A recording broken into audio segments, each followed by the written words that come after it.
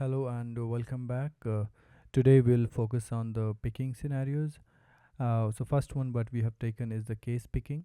Case picking, we will evaluate and see that if you have the on-hand quantity in the specific sub-inventory, which is mapped to picking UAM as case, then after the sales order release, that the sub-inventory should be considered for the picking. So we'll set this rule in the system and then we will evaluate. We'll write down all the setups that are required here at this once we'll go through that. Okay, so here is my warehouse manager screen. We'll go to setups and then rules, then warehouse execution and the rules.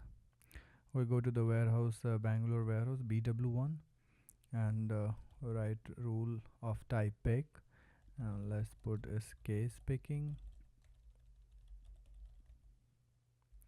Just copy paste the description. Okay, here you got 5 choices. We are going to select the one which has prioritize pick UAM. Here we go, prioritize pick UAM. You have 2 choices here, strict pick UAM and prioritize pick UAM. We'll talk about comparison among 5. Let's just start seeing how this behavior changes once we complete all these 5 allocation modes. The first one we are saying a strict pick UAM. You can select that. You can also mention if you have point that to destination. No, this is not destination, this is source. So remember, picking rule will start with the source sub inventory and destination source sub inventory, whereas a put away you give the destination sub inventory. So I'm gonna point this to case. So sub inventory name equal to constant character case uppercase. Make sure this exactly matches how your sub inventories are defined, and then you save it, enable it. You can enable from here. Once you enable it, this rule will be active, and we have to assign this rule to the rule workbench. So I'll go ahead and put this case picking in the rule workbench. So this is my rule workbench. You can also access the rule workbench from here.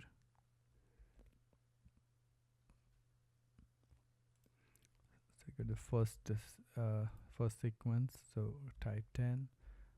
Return type is rule. I want to return case picking, and then I can add further condition if I like. Otherwise, you can just leave it as it is as well. Most likely this is for the sales order I'm doing, so I'm gonna put transaction source as sales order, but this is optional. You can just leave this all of them as blank. You can also map to the product. You can also map to customers, item categories, item type. These 4 are very common.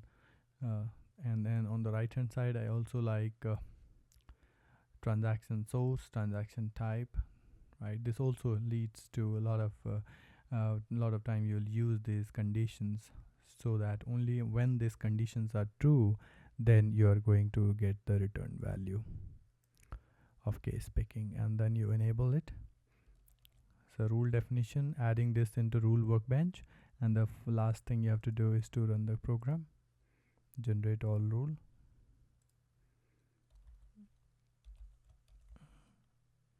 So go to the end, generate all rules, submit, alt M, and then now fine. So let this rule complete, and then but by the way, the definition is complete. This is how you define a simple picking rule.